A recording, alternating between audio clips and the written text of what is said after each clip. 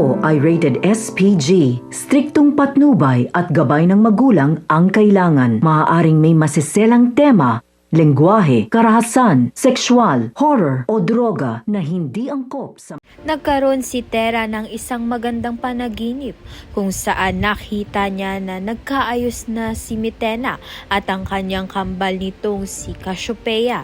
Sa panaginip na iyon na naigang kabutihan ng puso at muling nagbalikang kapayapaan sa kanilang kaharian. Paggising ni Tera, dama pa rin ang init ng panaginip dahil dito nabuo sa isip niya ang pag-asang maaari pa ring magbago si Mitena, kaya't nagpasya siyang subukan nitong pakiusapan na itigil na ang laban at magkasundo na nga lang kung ano ngang makakabuti sa kanilang dalawa. Kasama ni Tera ang kanyang mga kapwa-sangre nang harapin nila si Mitena. Hindi pa sila nakakasigurado kung papayag ito sa pakiusap, kaya handa sila sa anumang maaring mangyari. Ngunit laking gulat ni Tera nang pumayag si Mitena sa kanyang alok.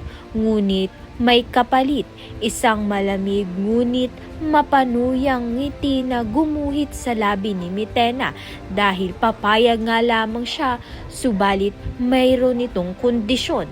Kaya naman nga't yan at iba pa ang dapat nating pakaabangan.